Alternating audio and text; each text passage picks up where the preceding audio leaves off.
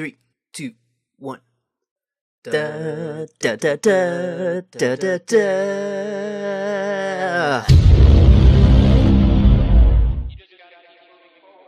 Oh boy, time to get started on a video about who's gonna join Overwatch.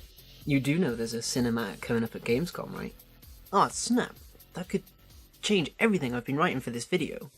I know, Blizzard must have realised by now that they need to move their overall story forward. Yeah, okay, I'm gonna have to wait. This could be huge. I'll just have to put some faith in Blizzard. What is this? I think it's the new cinematic? I mean, we guessed it'd be D.Va, but is it D.Va?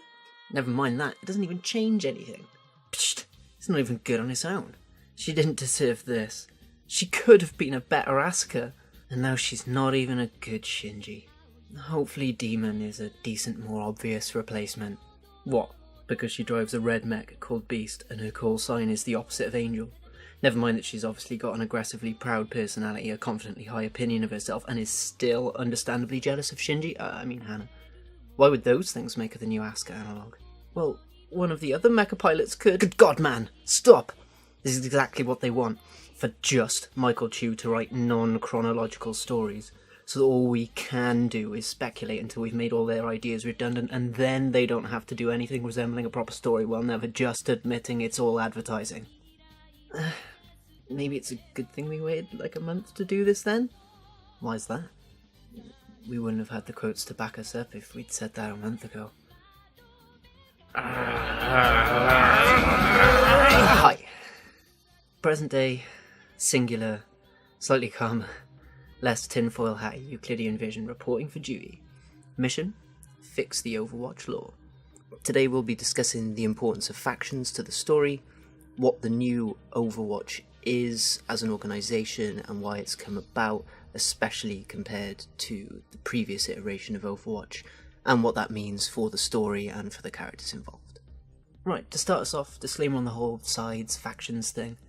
I think every character picking one of two sides would suck. I think everyone choosing a side all at once would suck. The formation of sides or factions just being means to facilitate a giant fight between our characters, and that's it, will also suck. Every single storyline in the Overwatch universe linking directly back to Overwatch or Talon specifically would also suck.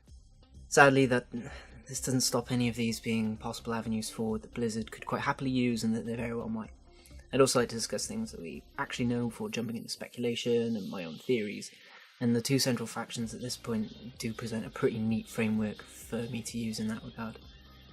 Also, our two main factions are definitely our two main factions, and are so for a reason. No other organisations in the world have the same scope, reach, history, goals, etc. to compete with these two by any stretch, and won't be able to without their own reasoning, investment and development first.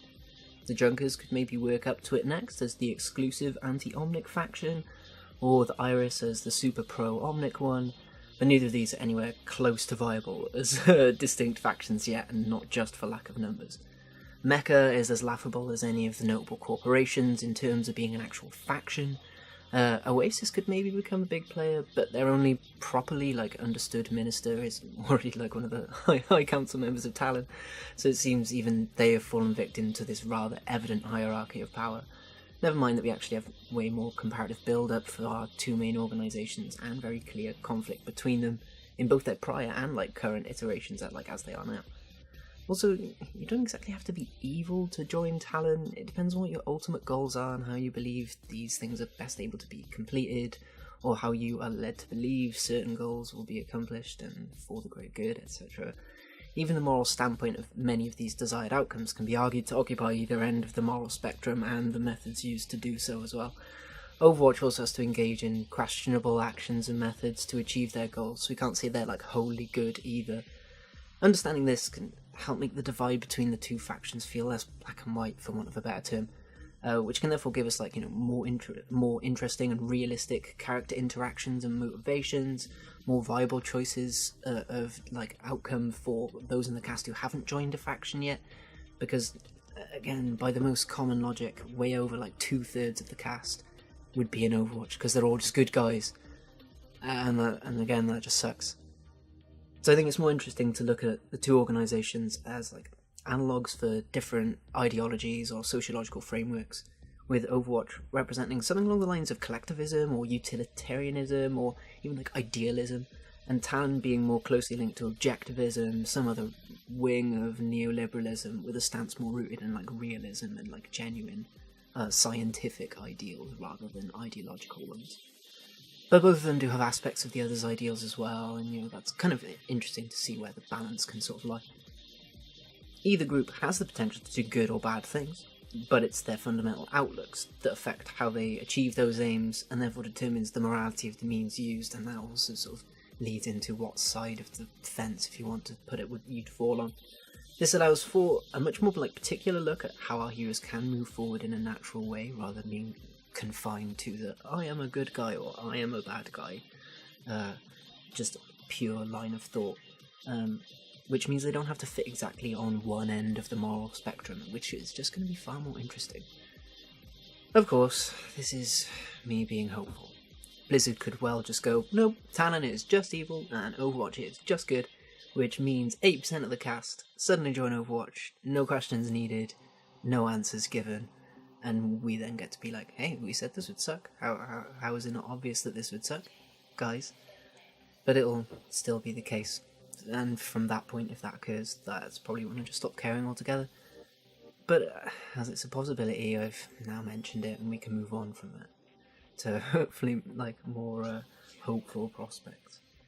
So I'm going to be discussing, will hopefully feature as little headcanon as possible. I'm going to be concerned more so with like what Blizzard could do and what they're most likely to do, exploring all those possibilities rather than just what I want them to do or I'd like them to do or what I think would be best. We'll still be outlining what I think would be best to do, but but obviously my opinions and wants are going to come through occasionally, because maybe some of Blizzard's ideas, shock horror, aren't always that great. Not that mine automatically are either, but... So, with hopefully that out of the way, hopefully you understand my position on factions, and if you've got any arguments, obviously please present them. That'd be actually good to see a convincing argument as to why those two factions aren't as important as they seem to be. Let's address the biggest issue with Overwatch as a whole, like the organisation itself. What exactly is it at present? Like, what is its purpose? What is its general philosophy or like mission statement? Can our heroes actually achieve these overall goals, or do any of them have like their own goals, circumstances, relationships, etc. that could run counter to these or prove as obstacles to them? Even if so, even if that is okay, like, how can they and Overwatch as a whole actually have a tangible impact in the current world and like circumstances? Does the world even want or even need them? Need is most likely yes. Want is possibly a more difficult conversation. And so, like, how important overall is Overwatch to the story and its progression? It's kind of a rhetorical question. Of course it is. It's the name of the fucking game. Of the fucking franchise. As a whole, like, Overwatch is certainly important. I hope that we all agree on that one. So firstly, we really have to look at the relationship that current Overwatch has to the previous iteration. What are the fundamental similarities and differences in their existences? Start off sort of why each of them exist. The first one obviously was created in response pretty much directly to the original Omnic Crisis. That's pretty much all it was. There was like a very logical response. The new Overwatch, while there's threats of a new Omnic Crisis, there's far more incidents occurring around the world that sort of warrant their attention. A lot of these link back to either the Omnic Crisis or Talon in some way, but Talon this time is far more directly involved, like directly attacking Overwatch, using a bunch of other sort of facets of the world, such as like corporate takeover, assassination of important figures, obtaining some mysterious statues, manipulating governments and military tactics on like a international scale. And Talon this time, at this point in time, seems to actually have like an ideology, which also sorts of works in their favour and makes what they are slightly different to what anything Overwatch would have had to deal with before, by comparison. As they were sort of, as far as we know, Talon seemingly are sort of a reactionary measure to Overwatch's initial creation. So the threat this time is sort of much more multifaceted. There's not one overarching, we're in a world war with Omnics. That's pretty simple and it's a very clear sort of conflict there, whereas the modern iteration of Overwatch has to deal with quite a few more avenues into into sort of solving the problem, as it were. And the characters this time are obviously a lot more involved personally with everything that's going on. We'll sort of come to that as we go along. The sort of level of crisis is nowhere near the level that it was back when initial Overwatch was created, so this is more of a preventative iteration than a combative one. The original Overwatch was made mid Omnic Crisis to be like, we need to sort this out, whereas the modern one is being made by its sort of individuals rather than the world going, we need Overwatch. This is Overwatch going, do we need to come back? Do we need to do something? We might. That might be a key. So, yeah, it's not as there's no one overarching threat or conflict at present. As I said, there's sort of many smaller avenues that is coming from. So they're more sort of risks at this point than actual threat.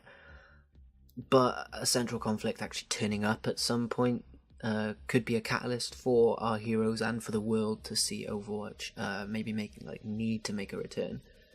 So this iteration at present, unless certain things change, isn't sort of coming about by any grand directive or overarching purpose. There's a bunch of causes and a bunch of personal motivations going into why this iteration of Overwatch is coming about.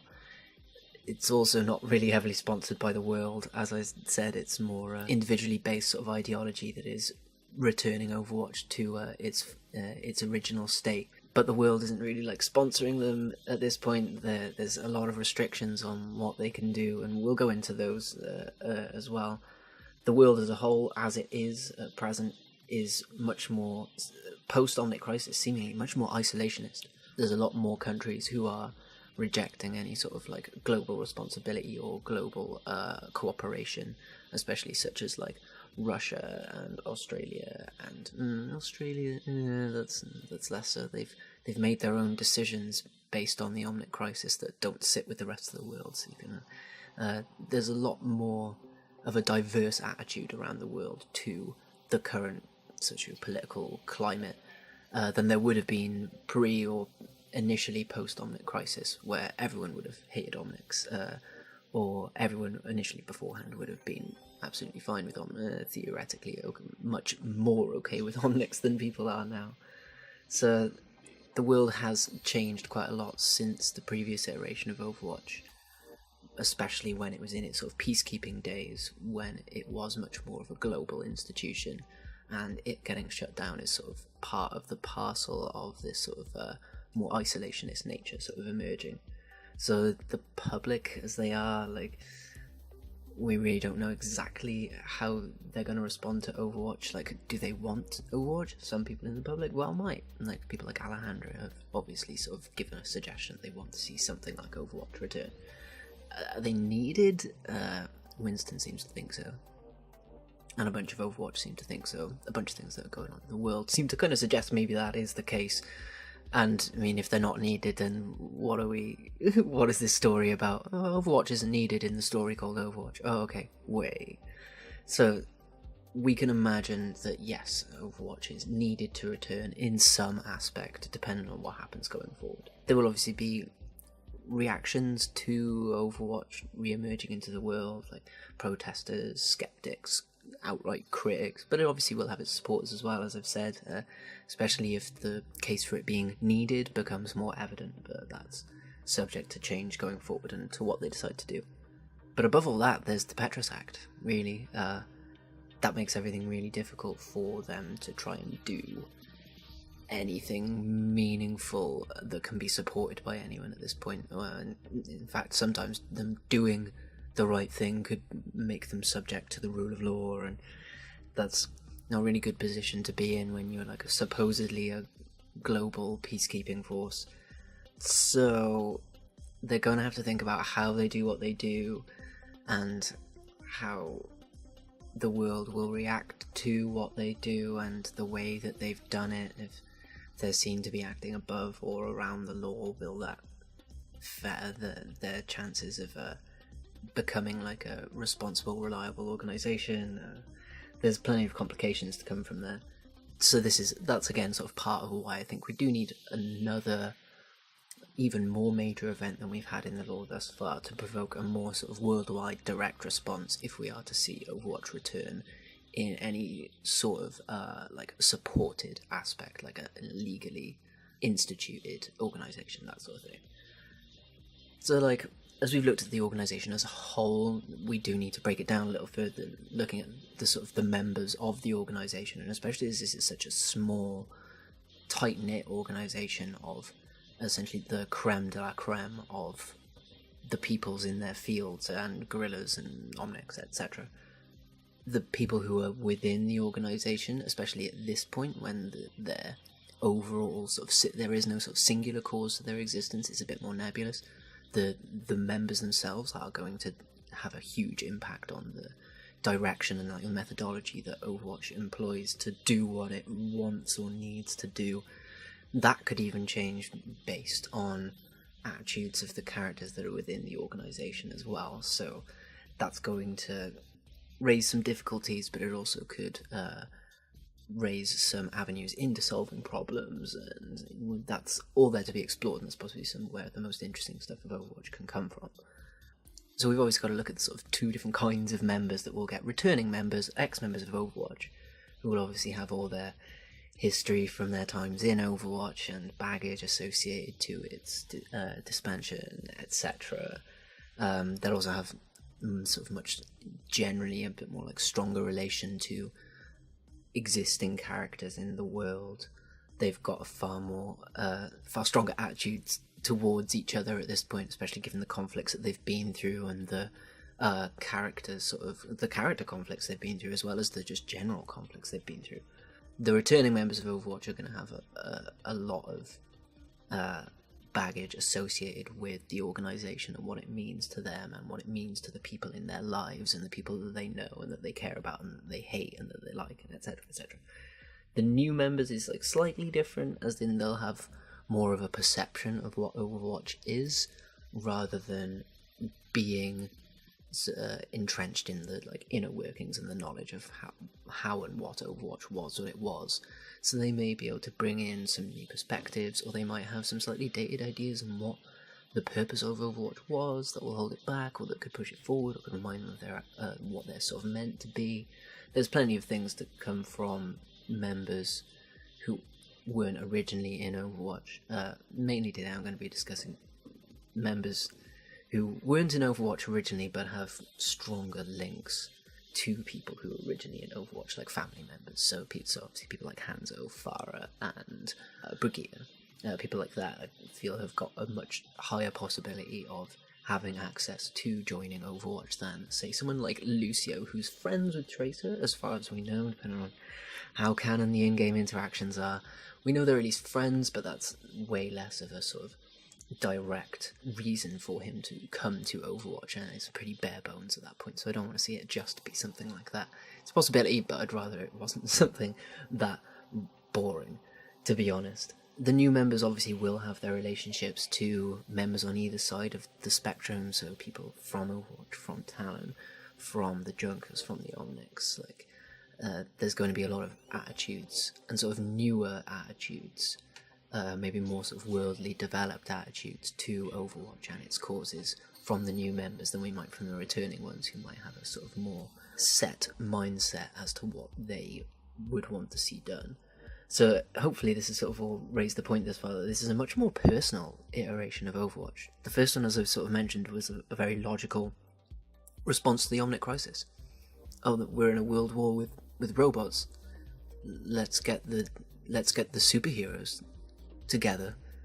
Oh, we got the superheroes together, it worked. Alright, cool, nice. Now the superheroes are a peacekeeping force. That makes sense. Oh, they got disbanded because they were corrupt. Okay, that kind of makes sense. So now what are we going to do? Well, now it comes down to the individuals. It comes down to the characters themselves and what they feel is important, rather than the world dictating what is important. So everyone is much more personally motivated in this iteration of Overwatch to do what they want to do. Obviously, you'd be personally motivated to save the planet from World War Omnics, but there's going to be less, oh no, a specific Omnic was my friend but then betrayed me amid the Omnic crisis. That, you know, that's a storyline. Like, we could totally see that at some point. That might be Liao's storyline or something, who knows. But there's far less opportunity for that kind of story within the original iteration of Overwatch and the original Omnic crisis, compared to the modern day where we have characters who are like, oh, this guy used to be my sort of mentor, but he's now supposedly within an organisation that is the very, like, antithesis of what I believe and what I've always stood for. And he's also betrayed friends of mine in that he's hurt us personally as well as, like, ideologically. Like, those kind of storylines are rife in the current iteration of Overwatch. My mother didn't allow me to join the organisation that I sort of aspired to always be in, and won't feel like a complete human until I really attain that. Oh, it got shut down and my mum died. Oh, never mind. Oh, my mum's back, and that organisation that I always aspired to join is back too. That's like a character. That's character motivation, more so than a logical response, which I think is one of, like, the driving forces of the modern, like, Overwatch story, and why it's got potential. If any of you have been wondering why I, like, rabbit on about this series that I seem to hate because I think it's terrible at times, I think it's got really good potential, and it's in places like that I think it has the best potential. The sort of overarching aims of Overwatch, as I sort of discussed at this point, do align with a lot of our characters in ways, but we can make quite easy, like, extrapolations as to how those reasonings are more personal than just logical. And a lot of these aims are sort of part of what has led to the reformation of Overwatch and will affect their aims to come. The assassination of Mondata, for example, is part, it's not the entirety of, but it's definitely part of why Tracer would have answered recall. Seeing someone that she ideologically respects being killed in front of her and having tried to stop it, she's got a personal responsibility to that sort of occurrence, and it clashes, it damages her ideology, or it's an attack on it at least. So there's loads of personal reasoning going into why many of the characters who could join Overwatch will actually join Overwatch. It's not just save the world. There's plenty more to it than that this time.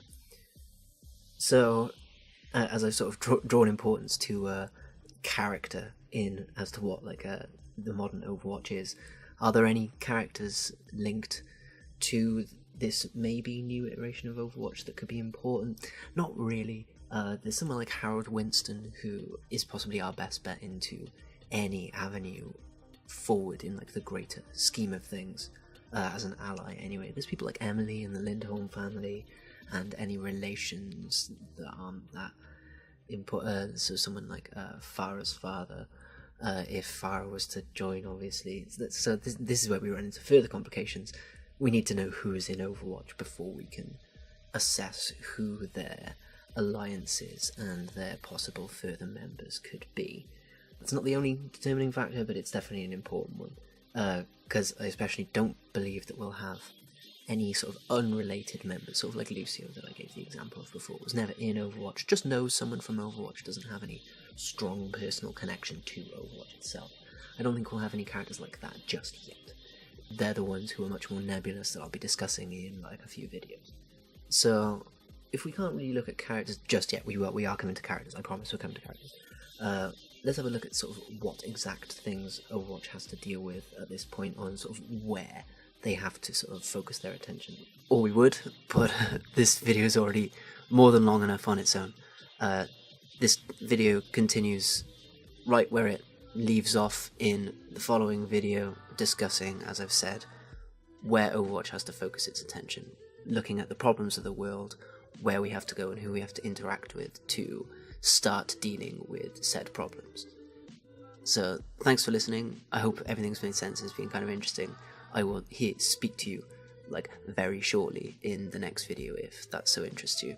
I've been Euclidean Vision. If you like what I've been doing, subscribe to the channel, and it would really help me out. I will see you soon, and always remember, when the iris embraces you, give it a cuddle back.